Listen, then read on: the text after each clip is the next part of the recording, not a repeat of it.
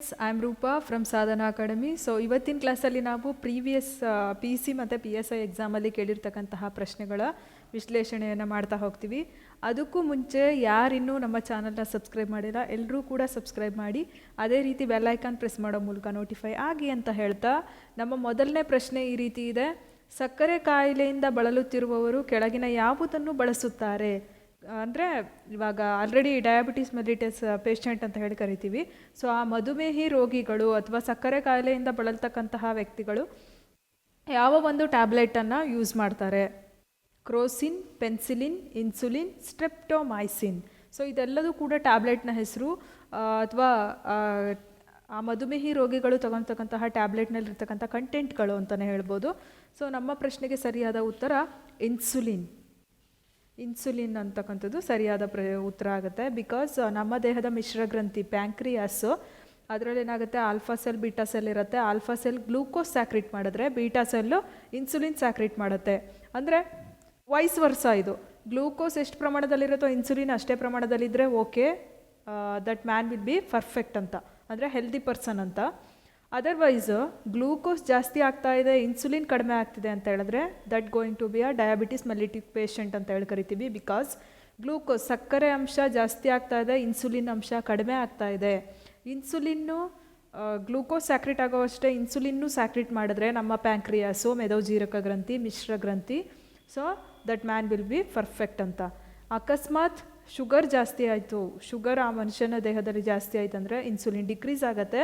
ಆದ್ದರಿಂದ ಈ ರೀತಿ ಆರ್ಟಿಫಿಷಿಯಲ್ ಇನ್ಸುಲಿನನ್ನು ಥ್ರೂ ಇಂಜೆಕ್ಷನ್ಸು, ಥ್ರೂ ಟ್ಯಾಬ್ಲೆಟ್ಸು ಆ ಪೇಷಂಟು ತಗೋತಾ ಇರ್ತಾರೆ.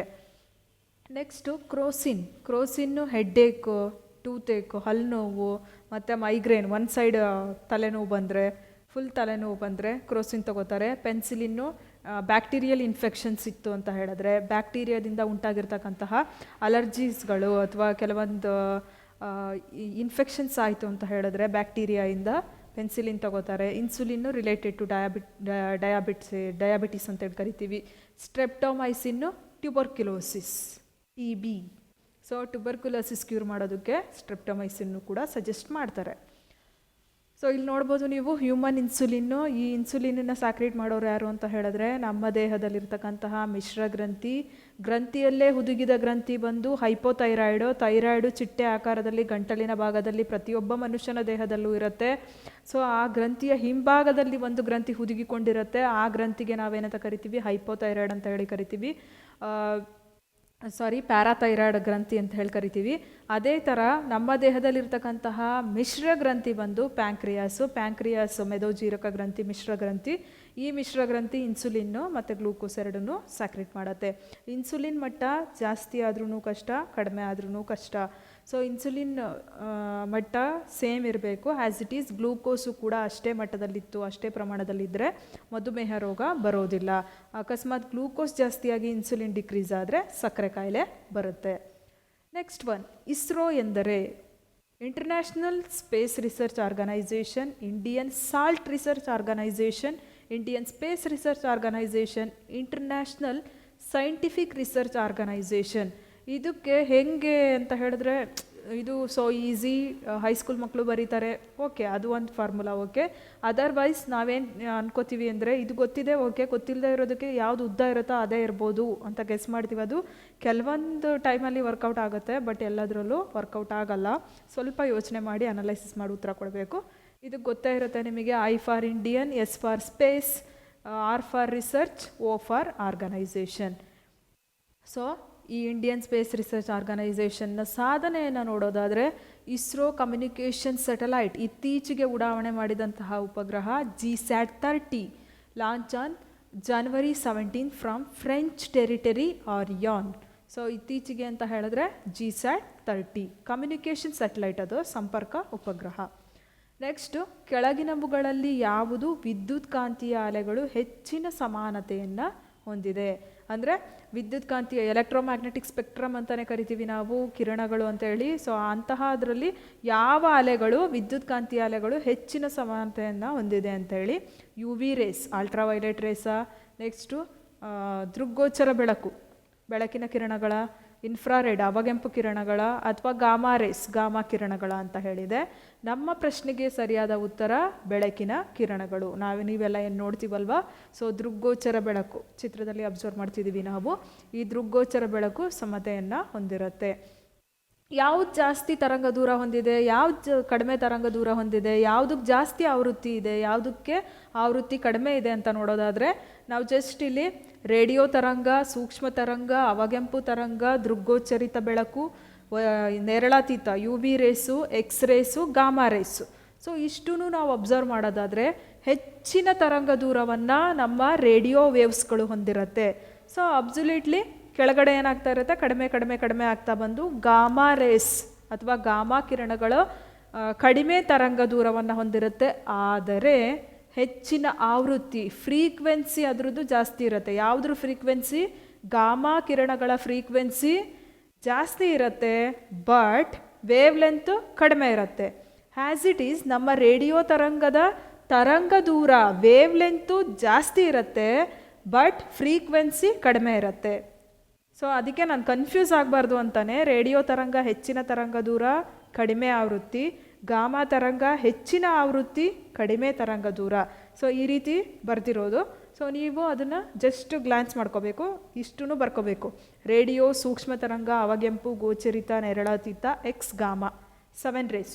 ಸೊ ಇಷ್ಟೂ ಆರ್ಡರ್ ವೈಸ್ ಬರ್ಕೊಂಡ್ರೆ ಇದನ್ನು ಈಸಿಯಾಗಿ ನೆನ್ಪಿಟ್ಕೋಬೇಕು ಅಂತ ಹೇಳಿದ್ರೆ ರಸಾದನೆ ಕ್ಷ ಗಾಮ ಅಂದರೆ ರಸಾದನೆ ಎಲ್ಲಿ ಬಂತು ಅಂತಂದರೆ ದೃಗ್ಗೋಚರಿತ ಬೆಳಕು, ಗೋಚರಿತ ಬೆಳಕು, ಹಂಗೆ ನೆನ್ಪಿಟ್ಕೋಬೋದು. ರಸಾದನೆ ಕ್ಷ ಗಾಮ ಆ ಥರ ನೆನ್ಪಿಟ್ಕೋಬೋದು. ಸೊ ಇದರಲ್ಲಿ ರೇಡಿಯೋ ವೇವ್ಸಿನ ವೇವ್ ಲೆಂತ್ ಜಾಸ್ತಿ ಇರುತ್ತೆ, ಬಟ್ ಫ್ರೀಕ್ವೆನ್ಸಿ ಕಡಿಮೆ ಇರುತ್ತೆ. ಹಾಗೆ ವೇವ್ ಲೆಂತು ಏನಾಗ್ತಾ ಹೋಗುತ್ತೆ ಅಂತ ಹೇಳಿದ್ರೆ ಕಡಿಮೆ ಕಡಿಮೆ ಕಡಿಮೆ ಆಗ್ತಾ ಬಂತು. ಗಾಮಾ ರೇಸ್ನ ವೇವ್ ಲೆಂತು ಫುಲ್ ಕಡಿಮೆ ಇರುತ್ತೆ, ಬಟ್ ಆವೃತ್ತಿ ಜಾಸ್ತಿ ಇರುತ್ತೆ. ರೇಡಿಯೋ ವೇವ್ಸ್ನ ಆವೃತ್ತಿ ಕಡಿಮೆ ಇರುತ್ತೆ, ತರಂಗ ದೂರ ಜಾಸ್ತಿ ಇರುತ್ತೆ. ಈ ರೀತಿಯಾಗಿ ಏನೋ ಒಂದು ಟೆಕ್ನಿಕ್ ಯೂಸ್ ಮಾಡಿಕೊಂಡು ನೆನ್ಪಿಟ್ಕೋಬೇಕು ಫ್ರೆಂಡ್ಸ್. ಓಕೆ, ಅರ್ಥ ಆಯಿತು ಅನ್ಕೋತೀನಿ.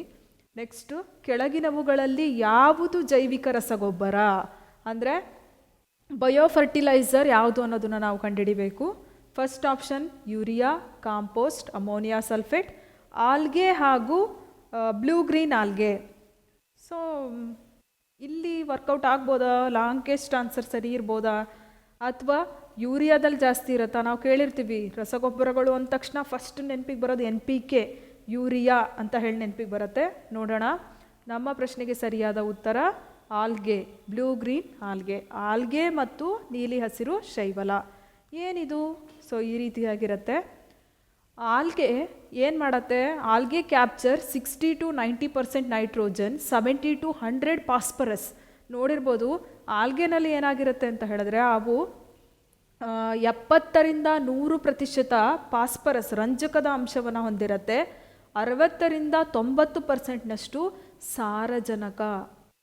ನಾವು ಪ್ರೀವಿಯಸ್ ಕ್ಲಾಸಲ್ಲೂ ಹೇಳಿದ್ದೆ ನಾನು, ಸಾರಜನಕ ಲೆಗ್ಯುಮಿನಸ್ ಪ್ಲ್ಯಾಂಟ್ಸಿಗೆ ತುಂಬಾ ಹೆಲ್ಪ್ಫುಲ್, ತುಂಬಾ ಇಂಪಾರ್ಟೆಂಟ್ ಅಂತ. ಆ್ಯಸ್ ಇಟ್ ಈಸ್ ಇದು 60 to 90% ನೈಟ್ರೋಜನ್ ಸಾರಜನಕವನ್ನು ಹೊಂದಿದರೆ ಆಲ್ಗೆ ಮತ್ತು blue green algae bio fertiliser 70 to 100% ರಂಜಕದ ಪ್ರಮಾಣವನ್ನು ಹೊಂದಿರುತ್ತೆ. ಆದ್ದರಿಂದ ಸರಿಯಾದ ಉತ್ತರ ಆಪ್ಷನ್ ಡಿ, ಆಲ್ಗೆ ಮತ್ತು ನೀಲಿ ಹಸಿರು algae, algae and blue green algae. Next one, meteorology ಯಾವ ವಿಜ್ಞಾನಕ್ಕೆ ಸಂಬಂಧಿಸಿದ್ದು? ಲೋಹ ವಿಜ್ಞಾನ, ಭೂಕಂಪ ವಿಜ್ಞಾನ, ಹವಾಮಾನ ವಿಜ್ಞಾನ ಮತ್ತು ಮೀಟಿಯಾರ್ಸ್ ಅಂತ ಇದೆ. ಸೊ ಇದಕ್ಕೆ ಸರಿಯಾದ ಉತ್ತರ ಅಟ್ಮಾಸ್ಫಿಯರ್ ಅಂತ ಹೇಳಿದ್ರೆ ಅಟ್ಮಾಸ್ಫಿಯರ್ನಾಗೆ ಸಂಬಂಧಿಸಿದ್ದು ಮೀಟಿಯಾರಾಲಜಿ ಡಿಪಾರ್ಟ್ಮೆಂಟ್ ಅಂತ ಹೇಳಿ ಕರಿತೀವಿ, ಹವಾಮಾನಕ್ಕೆ ಸಂಬಂಧಿಸಿದ್ದು. ಸೊ ಮೀಟಿಯಾರಾಲಜಿಕಲ್ ಇನ್ಸ್ಟ್ರೂಮೆಂಟ್ಸು ಈ ರೀತಿಯಾಗಿರುತ್ತೆ. ಸೊ ಅಲ್ಲಿ ಗಾಳಿಯ ವೇಗ ಮತ್ತು ಗಾಳಿಯ ದಿಕ್ಕು ಅನಿಮೋಮೀಟರ್ ಇರುತ್ತೆ, ಮತ್ತು ವಿಂಡ್ ವೇನ್ ಇರುತ್ತೆ. ಸೊ ಈ ರೀತಿಯಾಗಿ ಈ ಎಲ್ಲ ಇನ್ಸ್ಟ್ರೂಮೆಂಟ್ಸ್ಗಳು ಹವಾಮಾನಕ್ಕೆ ಸಂಬಂಧಿಸಿದ ಮೀಟಿಯಾರಾಲಜಿ ಡಿಪಾರ್ಟ್ಮೆಂಟಿಗೆ ಸಂಬಂಧಿಸಿರುತ್ತೆ. ಸೊ ಇಲ್ಲಿ ಕನ್ಫ್ಯೂಸ್ ಮಾಡ್ಕೋಬೋದು. ಮೀಟಿಯಾರಾಯ್ಡ್ಸ್ ಅಂತ ಹೇಳಿ ಯಾವುದನ್ನು ಕರಿತೀವಿ? ಉಲ್ಕೆಗಳು, ಗುರುತ್ವ ಕಳೆದುಕೊಂಡು ಬೀಳತಕ್ಕಂತಹ ನಕ್ಷತ್ರಗಳು, ಮೀಟರಾಯ್ಡ್ಸ್ ಅಂತ ಹೇಳಿ ಕರಿತೀವಿ. ಮೀಟರಾಯ್ಡ್ಸ್ ಈಸ್ ಡಿಫರ್ ಫ್ರಮ್ ಮೀಟಿಯಾರಾಲಜಿ. ಮೀಟರಾಯ್ಡ್ಸ್ ಹಿಂಗೆ ಸ್ವಲ್ಪ ರಿಲೇಟೆಡ್ ಮಾಡಿ ಓದ್ಕೊಂಡಾಗ ನಮಗೆ ನೆನಪಿನಲ್ಲಿ, ಮೆಮೊರಿನಲ್ಲಿ ಉಳಿಯುತ್ತೆ ಅಂತ ಹೇಳಷ್ಟೇ. ಸೊ ಮೀಟರಾಯ್ಡ್ಸು ಉಲ್ಕೆಗಳು, ನೆಕ್ಸ್ಟು ಕಾಮೆಟ್ಸ್ ಧೂಮಕೇತುಗಳು, ಆಸ್ಟ್ರಾಯ್ಡ್ಸ್ ಅಂದರೆ ಕ್ಷುದ್ರ ಗ್ರಹಗಳು. ಓಕೆ, ಅರ್ಥ ಆಯಿತು ಅನ್ಕೋತೀನಿ. ನೆಕ್ಸ್ಟ್ ಒನ್, ಡೆಸಿಬಲ್ ಎಂಬ ಪ್ರಮಾಣವು ಸಂಬಂಧಿಸಿರುವುದು. Decibel related to light, heat, electricity, sound. So decibel ಅನ್ನೋದು ರಿಲೇಟೆಡ್ ಟು ಶಬ್ದ, ಶಬ್ದಕ್ಕೆ ಶಬ್ದದ ಏಕಮಾನ ಅಂತ ಹೇಳಿ ಕರಿತೀವಿ. ಇಲ್ಲಿ ಚಿತ್ರದಲ್ಲಿ ಅಬ್ಸರ್ವ್ ಮಾಡ್ತಾ ಇರ್ಬೋದು ನೀವು, ಎಲ್ಲಿ ಜಾಸ್ತಿ ಗಲಾಟೆ ಆಗ್ತಾ ಇದೆ, ಎಲ್ಲಿ ಕಡಿಮೆ ಗಲಾಟೆ ಆಗ್ತಾ ಇದೆ.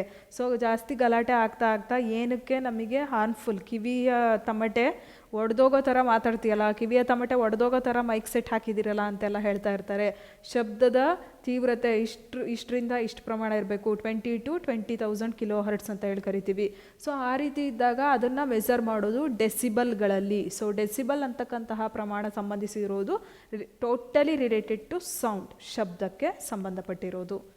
ನೆಕ್ಸ್ಟ್ ಒನ್, ಆ್ಯಂಟಿಬಯೋಟಿಕ್ ಔಷಧವನ್ನು ಬಳಸುವುದು. ನರದೌರ್ಬಲ್ಯ, ಮಲೇರಿಯಾ, ಬ್ಯಾಕ್ಟೀರಿಯಾ ಕಾಯಿಲೆ, ಕ್ಯಾನ್ಸರ್.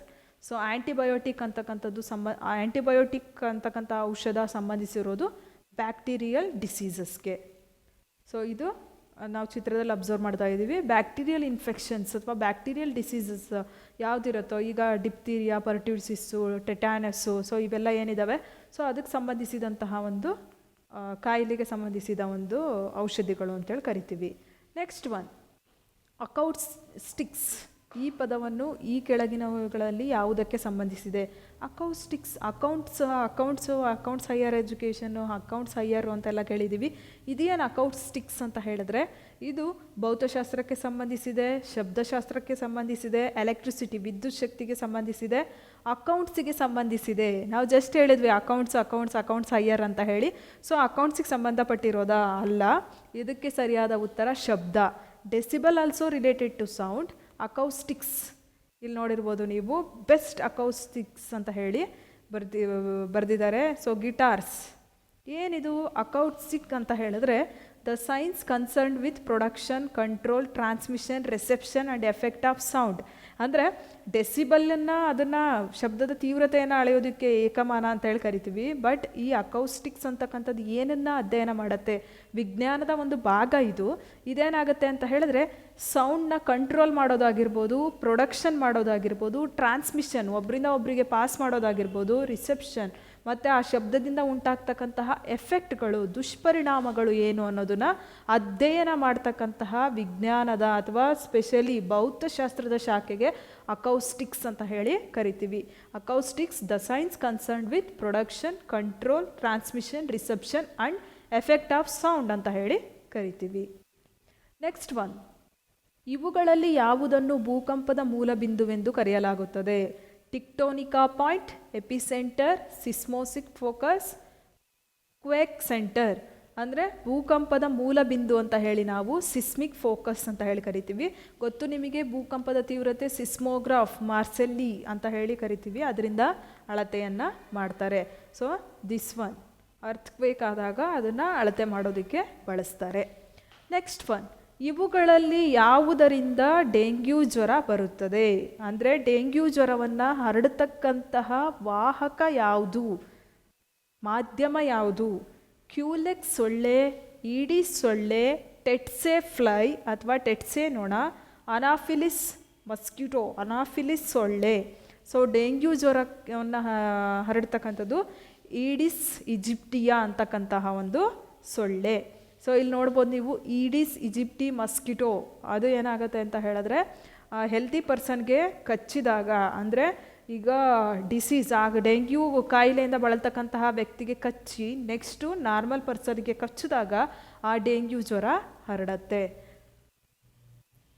ನೆಕ್ಸ್ಟ್, ಕ್ಯೂಲೆಕ್ಸ್ ಸೊಳ್ಳೆ ಏವಿಯನ್ ಮಲೇರಿಯಾ ಅದನ್ನು ಹರಡೋದಕ್ಕೆ ಸಾಧ್ಯ. ಈಡಿಸ್ ಈಜಿಪ್ಟಿಯಾ ಸೊಳ್ಳೆ ಚಿಕುನ್ಗುನ್ಯಾ, ಜೀಕಾ, ಯೆಲ್ಲೋ ಫೀವರ್ ಮತ್ತು ಡೆಂಗ್ಯೂ ಫೀವರನ್ನು ಹರಡತ್ತೆ. Tsetse fly sleeping sickness, trypanosoma, protozoan disease ಅಂತ ಹೇಳಿ ಕರಿತೀವಿ, ನಿದ್ರಾವತಾರ ಕಾಯಿಲೆ. ಸೊ ಅದನ್ನು ಹರಡೋದು ಟೆಟ್ಸೆ ನೊಣ, ಸ್ಲೀಪಿಂಗ್ ಸಿಕ್ನೆಸ್ ಅಂತ ಹೇಳಿ ಕರಿತೀವಿ. ಅನಾಫಿಲಿಸ್ ಸೊಳ್ಳೆ ಮಲೇರಿಯಾವನ್ನು ಹರಡೋ ಒಂದು ಮಾಧ್ಯಮ ಅಂತ ಹೇಳಿ ಕರಿತೀವಿ. ಸೊ ಅಲ್ಲಿಗೆ 4 ಆಪ್ಷನ್ನು ಪಕ್ಕಾ ನೆನ್ಪಿಟ್ಕೋಬೇಕು. Once again I repeat that one. Culex avian malaria, Aedes chikungunya, Zika, yellow fever virus ಮತ್ತು ಡೆಂಗ್ಯೂವನ್ನು ಹರಡುತ್ತೆ. ಟೆಟ್ಸೆ ಫ್ಲೈ ಅಥವಾ ಟೆಟ್ಸೆ ನೊಣ ಸ್ಲೀಪಿಂಗ್ ಸಿಕ್ನೆಸ್, ಟ್ರಿಪಿನೋಸೋಮಾ, ಪ್ರೋಟೋಸೋಮಾ ಡಿಸೀಸನ್ನು ಹರಡುತ್ತೆ. ಅನಾಫಿಲಿಸ್ ಸೊಳ್ಳೆ, ಮಲೇರಿಯಾ. ನೆಕ್ಸ್ಟ್ ಒನ್, ಇವುಗಳಲ್ಲಿ ಯಾವುದು ಕೆಲವು ರಕ್ತಕಣದ ಸ್ಮಶಾನವೆಂದು ತಿಳಿಯಲ್ಪಟ್ಟಿದೆ? ಸೊ ಯಕೃತ್ ಅಂದರೆ ಡೆಡ್ ಬ್ಲಡ್ ಸೆಲ್ಸು ಎಲ್ಲಿ ಸಾಯತ್ತೆ, ಎಲ್ಲಿ ಕಲೆಕ್ಟ್ ಆಗುತ್ತೆ ಅನ್ನೋದು ಈ ಪ್ರಶ್ನೆಯ ಅರ್ಥ. ಯಕೃತ್, ಲಿವರು, ಅಪೆಂಡಿಕ್ಸು, ಅಸ್ಥಿ ಮಜ್ಜೆ, ಪ್ಲೀಹಾ, ಸ್ಪ್ಲೀನ್ ಅಂತ ಹೇಳಿ ಕರಿತೀವಿ. ಇವುಗಳಲ್ಲಿ ಯಾವುದು ರಕ್ತಕಣದ ಸ್ಮಶಾನ ಅಂತ ಅಂದರೆ ಸ್ಪ್ಲೀಹಾ. ಏನಿದು ಸ್ಮಶಾನ ಅಂತ ಹೇಳಿದ್ರೆ ಗೊತ್ತು ನಿಮಗೆ, ಬೋನ್ ಮ್ಯಾರೋ, ಅಸ್ಥಿ ಮಜ್ಜೆಯಲ್ಲಿ ಪ್ರತಿಯೊಬ್ಬ ಹೆಲ್ದಿ ಪರ್ಸನ್ನ ರಕ್ತಕಣ, ಹೆಲ್ದಿ ಪರ್ಸನ್ ಅಂತಲ್ಲ, ಪ್ರತಿಯೊಬ್ಬ ವ್ಯಕ್ತಿಯ ರಕ್ತಕಣ ಉತ್ಪತ್ತಿಯಾಗೋದು bone marrow of a man ಅಂತೇಳಿ ಕರಿತೀವಿ. ಸೊ ಬೋನ್ ಮ್ಯಾರೋ ಅಸ್ಥಿ ಮಜ್ಜೆನಲ್ಲಿ ಉತ್ಪತ್ತಿ ಆಗತ್ತೆ. ಹಾಗೆ ಉತ್ಪತ್ತಿಯಾಗಿರ್ತಕ್ಕಂಥ ರಕ್ತಕಣಗಳು ಯಥೇಚ್ಛವಾಗಿ ಪಾಪ ಸಕ್ರಿಯವಾಗಿ ಕೆಲಸ ಮಾಡ್ತಾ ಇರತ್ತೆ. ನೆಕ್ಸ್ಟು ಡೆಡ್ ಬ್ಲಡ್ ಸೆಲ್ಸ್, ಸತ್ತಂತಹ ರಕ್ತಕಣ, ನಿರುಪಯುಕ್ತ ರಕ್ತಕಣಗಳು ಲೀವರ್ನ ಸ್ಪ್ಲೀನ್ನಲ್ಲಿ ಕನೆಕ್ಟ್ ಆಗುತ್ತೆ. ದಟ್ಸ್ ವೈ ನಾನು ಮತ್ತೆ ಈ ಆಪ್ಷನನ್ನು ಓದಿದ್ದು. ಅಲ್ಲಿ ಆಪ್ಷನ್ ಎ ಲಿವರ್ ಅಂತ ಇದೆ. ನಾವೇನು ಮಾಡಿಬಿಡ್ತೀವಿ, ಫುಲ್ ಎಕ್ಸೈಟ್ಮೆಂಟ್, ಎಷ್ಟು ಈಸಿ ಇದೆಯಲ್ಲ ಕ್ವಶನ್ನು ಅಂತ ಹೇಳಿ. ರಕ್ತಕಣಗಳು ಸಾಯಲ್ಪಡುವುದು liver. Yes, most important and right answer. But authentic answer ಬಂದು ಸ್ಪ್ಲೀನ್. ಲಿವರ್ನ ಗುಲ್ಮ, ಲಿವರ್ನ ಪ್ಲೀಹಾ, ಲಿವರ್ನ ಸ್ಪ್ಲೀನ್ನಲ್ಲಿ ರಕ್ತಕಣಗಳು ಸಾಯುತ್ತೆ. ಈಗ ಎರಡೂ ಆಪ್ಷನ್ ಕೊಟ್ಟಾಗ ಯಕೃತ್ ಆಲ್ಸೋ ರಾಂಗ್, ಅದು ಕೂಡ ತಪ್ಪಾಗತ್ತೆ. ಸ್ಪ್ಲೀನ್, ಲಿವರ್ನ ಸ್ಪ್ಲೀನ್ನಲ್ಲಿ ಡೆಡ್ ಬ್ಲಡ್ ಸೆಲ್ಸು ಕಲೆಕ್ಟ್ ಆಗತ್ತೆ. So right one is option D, ಪ್ಲೀಹಾ, ಸ್ಪ್ಲೀನ್. ಸೊ ಇಲ್ಲಿ ನೋಡ್ಬೋದು ನೀವು, vein, artery, white pulp, red pulp, capsule, spleen, ಲಿವರ್ನ spleen ಆ ಚಿತ್ರದಲ್ಲಿ ಕಾಣಿಸ್ತಾ ಇದೆ. ಆ ಒಂದು ಎದೆಯ ಭಾಗದ ಲೆಫ್ಟ್ ಸೈಡಲ್ಲಿ ಸ್ಪ್ಲೀನ್ ಇರುತ್ತೆ. ಸೊ ಅಲ್ಲಿ ಡೆಡ್ ಬ್ಲಡ್ ಸೆಲ್ಸು ಕಲೆಕ್ಟ್ ಆಗತ್ತೆ. ನೆಕ್ಸ್ಟ್, ಜಲಾಂತರ್ಗಾಮಿಯೊಳಗಿಂದ ಸಮುದ್ರ ಮೇಲ್ಮೈಯಲ್ಲಿರುವ ವಸ್ತುಗಳನ್ನು ವೀಕ್ಷಿಸಲು ಬಳಸುವ ಉಪಕರಣ. ನೆಕ್ಸ್ಟು ಅದರಲ್ಲಿ ಫಸ್ಟ್ ಒನ್ ಈ ರೀತಿ ಇದೆ: ಎಲೆಕ್ಟ್ರೋಸ್ಕೋಪ್, ಪೆರಿಸ್ಕೋಪ್, ದೂರದರ್ಶಕ, ಟೆಲಿಸ್ಕೋಪ್, ಗೆಲಿಲಿಯೋ ಗೆಲಿಲಿ ಕಂಡುಹಿಡಿದಿದ್ದು, ಸೂಕ್ಷ್ಮದರ್ಶಕ, ರಾಬರ್ಟ್ ಹುಕ್, ಮೈಕ್ರೋಸ್ಕೋಪ್. ಹಾಗಿದ್ರೆ ನಮ್ಮ ಪ್ರಶ್ನೆಗೆ ಸರಿಯಾದ ಉತ್ತರ ಪೆರಿಸ್ಕೋಪ್. ಈ ಪೆರಿಸ್ಕೋಪ್ನ ಸಹಾಯದಿಂದ ಏನಾಗುತ್ತೆ, ಜಲಾಂತರ್ಗಾಮಿ ಒಳಗಿಂದ ಸಮುದ್ರದ ಮೇಲ್ಮೈಯಲ್ಲಿರ್ತಕ್ಕಂತಹ, ನೋಡ್ಬೋದು ಆ ಚಿತ್ರದಲ್ಲಿ ಅಬ್ಸರ್ವ್ ಮಾಡ್ತಿದ್ವಿ ಪೆರಿಸ್ಕೋಪ್ನ ನಾವು. ಅಲ್ಲಿ ಪೆರಿಸ್ಕೋಪ್ ಜಲಾಂತರ್ಗಾಮಿ ಒಳಗಿಂದ ಸಮುದ್ರದ ಮೇಲ್ಮೈನಲ್ಲಿ ಇರ್ತಕ್ಕಂಥ ವಸ್ತುಗಳನ್ನು ಅಥವಾ ಸಮುದ್ರದ ಮೇಲ್ಮೈನಲ್ಲಿ ಆಗ್ತಕ್ಕಂತಹ ಆ್ಯಕ್ಟಿವಿಟೀಸ್ಗಳನ್ನು ಅಬ್ಸರ್ವ್ ಮಾಡ್ಬೋದು. Electroscope presence of an electric ಚಾರ್ಜಸ್ಗಳು ಪ್ರೆಸೆಂಟ್ ಇರೋದನ್ನು ಐಡೆಂಟಿಫೈ ಮಾಡುತ್ತೆ. ಪೆರಿಸ್ಕೋಪ್ ಜಲಾಂತರ್ಗಾಮಿಗಳಿಂದ ಸಮುದ್ರದ ಮೇಲ್ಮೈಯಲ್ಲಿರೋ ವಸ್ತುಗಳನ್ನು ನೋಡೋದಕ್ಕೆ ಸಹಾಯ ಮಾಡುತ್ತೆ. ದೂರದರ್ಶಕ magnified images of distant object, ಆ ಒಂದು ಮ್ಯಾಗ್ನಿಫೈಡ್ ಇಮೇಜಸ್ಸನ್ನು ನೋಡೋದಕ್ಕೆ ಹೆಲ್ಪ್ ಮಾಡುತ್ತೆ. ನೆಕ್ಸ್ಟು ಸೂಕ್ಷ್ಮದರ್ಶಕ, use to observe small object, ಸಣ್ಣ ವಸ್ತುಗಳನ್ನು ನೋಡೋದಕ್ಕೆ, ಎಸ್ಪೆಷಲಿ ಮೈಕ್ರೋ ಆರ್ಗ್ಯಾನಿಸಮ್ಸ್ ಅಂತೇಳಿ ಕರಿತೀವಿ ನಾವು. ಸೂಕ್ಷ್ಮಾಣು ಜೀವಿಗಳನ್ನು ಅಬ್ಸರ್ವ್ ಮಾಡೋದಕ್ಕೆ ಸೂಕ್ಷ್ಮದರ್ಶಕ ಹೆಲ್ಪ್ ಮಾಡುತ್ತೆ. ನೆಕ್ಸ್ಟು ಈ ಸೂಕ್ಷ್ಮದರ್ಶಕವನ್ನು ಕಂಡುಹಿಡಿದವರು ರಾಬರ್ಟ್ ಹುಕ್. ಜೀವಕೋಶವನ್ನು ಕಂಡುಹಿಡಿತಾರೆ ಇವರು ಕೂಡ. ಅದು ಸಣ್ಣ ಈರುಳ್ಳಿ ಸಿಪ್ಪೆಯನ್ನು ತಗೋತಾರೆ, ಅದನ್ನು ಪೀಲ್ ಮಾಡಿ ಕಟ್ ಮಾಡಿ ಸಣ್ಣ ಪದರವನ್ನು ಮೈಕ್ರೋಸ್ಕೋಪ್ ಕೆಳಗಿಟ್ಟಾಗ ಇಟ್ಟಿಗೆಯಂತೆ ಜೋಡಣೆ ಆಗಿರ್ತಕ್ಕಂಥ ಹೆಕ್ಸಾಗೋನಲ್ ಸ್ಟ್ರಕ್ಚರ್ ಕಾಣಿಸುತ್ತೆ. ಆ ಸ್ಟ್ರಕ್ಚರ್ಗೆ ಜೀವಕೋಶ ಅಂತ ಹೇಳಿ ಹೆಸರನ್ನು ಕೊಡ್ತಾರೆ ರಾಬರ್ಟ್ ಹುಕ್. ಜೀವಿಯ ರಚನಾತ್ಮಕ ಮತ್ತು ಕಾರ್ಯಾತ್ಮಕ ಘಟಕ. ಸೊ ಎಲ್ಲ ಸೂಕ್ಷ್ಮಾಣು ಜೀವಿಗಳನ್ನು, ಸೂಕ್ಷ್ಮವಾಗಿರ್ತಕ್ಕಂಥ ವಸ್ತುಗಳನ್ನು ಅಬ್ಸರ್ವ್ ಮಾಡೋದಕ್ಕೆ ಈ ಮೈಕ್ರೋಸ್ಕೋಪನ್ನು ಬಳಸ್ತಾರೆ. ಸೊ ಜಲಾಂತರ್ಗಾಮಿಯಿಂದ ಒಳಗಿಂದ ನೋಡೋದಕ್ಕೆ ಬಳಸೋದು periscope. Option B is the right answer. Next one, ಇವುಗಳಲ್ಲಿ ಯಾವುದು ರಕ್ತ ಹೆಪ್ಪುಗಟ್ಟುವಿಕೆಗೆ ಅವಶ್ಯಕ? ಅಂದರೆ ಇಲ್ಲಿ ಕೊಟ್ಟಿರ್ತಕ್ಕಂಥ ಆಪ್ಷನ್ಗಳಲ್ಲಿ ಯಾವುದು ರಕ್ತವನ್ನು ಹೆಪ್ಪುಗಟ್ಟೋದಕ್ಕೆ ಹೆಲ್ಪ್ ಮಾಡುತ್ತೆ? ಫಸ್ಟ್ ಒನ್, ಬಿಳಿ ರಕ್ತ ಕಣ, WBC, ವೈಟ್ ಬ್ಲಡ್ ಸೆಲ್ಸ್, ಲಿಂಫೋಸೈಟ್ಗಳು. Next red blood corpuscles. Next ರಕ್ತದ ಪ್ಲೇಟ್ಲೆಟ್ಸ್, ಬ್ಲಡ್ ಪ್ಲೇಟ್ಲೆಟ್ಸ್ಗಳು. ಯಾವುದು? So the right one is option D. ರಕ್ತದಲ್ಲಿರ್ತಕ್ಕಂತಹ ಪ್ಲೇಟ್ಲೆಟ್ಸ್ಗಳು ರಕ್ತ ಹೆಪ್ಪುಗಟ್ಟೋದಕ್ಕೆ ಹೆಲ್ಪ್ ಮಾಡುತ್ತೆ. ನಾವು ಅಬ್ಸರ್ವ್ ಮಾಡ್ತಾ ಇದ್ದೀವಿ ಫಸ್ಟ್ ಚಿತ್ರದಲ್ಲಿ ಬ್ಲಡ್ ಸೆಲ್ಗಳು ಪ್ರೆಸೆಂಟ್ ಇದೆ ರೆಡ್ ಕಲರಲ್ಲಿ, RBC, red blood corpuscles. Next platelets ಇದೆ. Next white blood cells white ಕಲರಲ್ಲಿದೆ. ಸೊ ಇವು ಏನು ಮಾಡುತ್ತೆ, ಜೀವಿಯ ದೇಹಕ್ಕೆ ತುಂಬಾ ಹೆಲ್ಪ್ ಮಾಡುತ್ತೆ. RBC ರೆಡ್ ಬ್ಲಡ್ ಕಾರ್ಪಸೆಲ್ಸಿನ ಜೀವಿತಾವಧಿ 100 to 120 ಡೇಸ್ ಅಂತ ಹೇಳಿ ಕರಿತೀವಿ. ಸೊ ಇದು ಕೂಡ ಅಷ್ಟೇ ಏನು ಮಾಡುತ್ತೆ ಅಂತ ಹೇಳಿದ್ರೆ ದೇಹದಲ್ಲಿ ತುಂಬಾ ಇಂಪಾರ್ಟೆಂಟು. ಇದು ಕಡಿಮೆ ಆದರೆ ಅನಿಮಿಯಾ ಅನ್ನೋ ಡಿಸೀಸ್ ಬರುತ್ತೆ. WBC ಇದರಲ್ಲಿ B lymphocyte, T lymphocyte foreign substance ಯಾವ್ದಾದ್ರು ಇತ್ತು ಅಂದರೆ ಇವನ್ನ ದೇಹದ ರಕ್ಷಣಾಕಾರಿ ಸೈನಿಕರು ಅಂತಲೇ ಕರಿತೀವಿ. ಯಾಕಂದರೆ ದೇಹದ ರೋಗ ನಿರೋಧಕ ಶಕ್ತಿಯನ್ನು ಹೆಚ್ಚು ಮಾಡ್ತಕ್ಕಂಥ ಗುಣ ವೈಟ್ ಬ್ಲಡ್ ಸೆಲ್ಸ್ಗೆ ಇರುತ್ತೆ.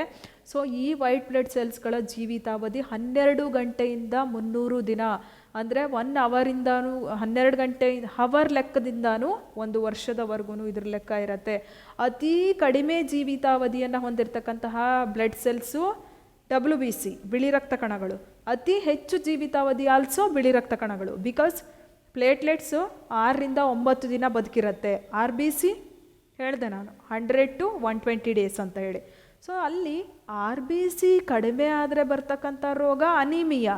ಬಟ್ WBC ಕಡಿಮೆ ಆದರೆ ಅಲ್ಲ, WBC ಜಾಸ್ತಿ ಆದರೆ ಬರ್ತಕ್ಕಂಥದ್ದು ಯಾವುದು ಅಂತ ಹೇಳಿದ್ರೆ ಲುಕೇಮಿಯಾ, ಕ್ಯಾನ್ಸರ್. ಸೊ ಲುಕೇಮಿಯಾ ಅನ್ನೋ ರೋಗ ಬರುತ್ತೆ. Next platelets. ರಕ್ತದಲ್ಲಿ ಪ್ಲೇಟ್ಲೆಟ್ಸಿಂದ ಏನಾಗುತ್ತೆ ಅಂತ ಹೇಳಿದ್ರೆ ಅವು ರಕ್ತ ಹೆಪ್ಪುಗಟ್ಟೋದಕ್ಕೆ ಹೆಲ್ಪ್ ಮಾಡುತ್ತೆ. ಅದರಲ್ಲಿರ್ತಕ್ಕಂತಹ ಪ್ಲೇಟ್ಲೆಟ್ಸ್ನಲ್ಲಿ ಇರ್ತಕ್ಕಂತಹ ಥ್ರೋಂಬೋಸೈಟ್ಸ್ ಅಂತಕ್ಕಂತಹ ಪ್ರೋಟೀನ್ಗಳು ರಕ್ತ ಹೆಪ್ಪುಗಟ್ಟುವಲ್ಲಿ ತುಂಬಾ ಇಂಪಾರ್ಟೆಂಟ್ ರೋಲ್ನ ಪ್ಲೇ ಮಾಡುತ್ತೆ. So this is all about blood, brief story. Next, ಇವುಗಳಲ್ಲಿ ಯಾವುದು ಪ್ರಾಥಮಿಕ ಬಣ್ಣ, ವರ್ಣ? ಕೆಂಪು, ಹಸಿರು, ನೀಲಿ, ಹಳದಿ, ಹಸಿರು, ಕೆಂಪು. ಆಪ್ಷನ್ ಸಿ ಕೆಂಪು, ಹಳದಿ, ನೀಲಿ, ಹಸಿರು, ನೀಲಿ, ಹಸಿರು. ಹಳದಿ, ನೀಲಿ, ಹಸಿರು. ಸೊ ಅಲ್ಲಿ ಕೆಂಪು, ಹಸಿರು, ನೀಲಿ. ಅದನ್ನು ಹೆಂಗೆ ನೆನ್ಪಿಟ್ಕೋಬೇಕು? RGB. ಸೊ GRB ತುಪ್ಪ ಹೆಂಗೆ ನೆನ್ಪಿಟ್ಕೊತೀವೋ ಅಡ್ವರ್ಟೈಸ್ಮೆಂಟಲ್ಲಿ ಇದನ್ನು ಸ್ವಲ್ಪ ಚೇಂಜ್ ಮಾಡ್ಕೋಬೇಕು ಲೆಟರ್ಸನ್ನು. RGB red, R for red, G for green, B for blue. ಕನ್ನಡದಲ್ಲೇ ನೆನ್ಪಿಟ್ಕೋತೀವಿ ಕೆಂಪು, ಹಸಿರು, ನೀಲಿ, ಹಾಗೂ ನೆನ್ಪಿಟ್ಕೋಬೋದು. Otherwise RGB red, green, blue. So ಇವನ್ನ ನಾವೇನಂತ ಕರಿತೀವಿ? ಪ್ರಾಥಮಿಕ ಬಣ್ಣಗಳು, ಪ್ರೈಮರಿ ಕಲರ್ಸ್ ಆಫ್ ಲೈಟ್. ಇಲ್ಲೂ ಕೂಡ ನೋಡ್ಬೋದು ನೀವು RGB. ಸೊ ಅಲ್ಲಿ 1 ಅಂತೇಳಿ ಗ್ರೀನ್ ಕಲರಿಗೆ ಕೊಟ್ಟಿದ್ದಾರೆ. ಆದರೆ ನಾವು ಜಸ್ಟ್ ಕಲರ್ ಐಡೆಂಟಿಫೈ ಮಾಡೋದಾದರೆ red colour first, next green ಹಸಿರು colour, next blue colour third, RGB. Next one, ಇವುಗಳಲ್ಲಿ ಯಾವುದಕ್ಕೆ ಆಪ್ಟಿಕಲ್ ಫೈಬರ್ಗಳನ್ನು ಬಳಸುತ್ತಾರೆ? ನೇಯ್ಗೆ, ಸಂಪರ್ಕ, ಕಣ್ಣಿನ ಶಸ್ತ್ರಕ್ರಿಯೆ, ಸಂಗೀತೋಪಕರಣಗಳು. ಆಪ್ಟಿಕಲ್ ಫೈಬರ್ಸ್ OFCಯನ್ನು ಏನಕ್ಕೆ ಬಳಸ್ತಾರೆ ಅಂತ ಹೇಳಿದ್ರೆ ಗೊತ್ತಿರುತ್ತೆ ನಿಮಗೆಲ್ರಿಗೂ, ಕಮ್ಯುನಿಕೇಷನ್ ಪರ್ಪಸ್. ಸಂಪರ್ಕ ಕ್ಷೇತ್ರದಲ್ಲಿ ಈ ನಮ್ಮ ಆಪ್ಟಿಕಲ್ ಫೈಬರ್ಸನ್ನು ಬಳಸ್ತಾರೆ. ಈ ಆಪ್ಟಿಕಲ್ ಫೈಬರ್ಸಲ್ಲಿ ನೋಡ್ತಾ ಇರ್ಬೋದು ನೀವು, ಅದರ ಒಂದು ಸ್ಟ್ರಕ್ಚರನ್ನು ನೋಡಿದ್ರೆ ಅಲ್ಲಿ ನಾವು ಪ್ಲಾಸ್ಟಿಕ್ ಕೋಟಿಂಗ್ ಇರುತ್ತೆ, ಪ್ಲಾಸ್ಟಿಕ್ ಕೋಟಿಂಗ್ ಒಳಗೆ ಗ್ಲಾಡಿಂಗ್ ಇರುತ್ತೆ, ನೆಕ್ಸ್ಟ್ ಕೋರ್ ಇರುತ್ತೆ, ಲೈಟ್ ರೇ ಅಂದರೆ ಆ ವೈರಿನ ಒಳಗಡೆ ಇಷ್ಟು ಸ್ಟ್ರಕ್ಚರ್ಗಳು ಪ್ರೆಸೆಂಟ್ ಇರುತ್ತೆ.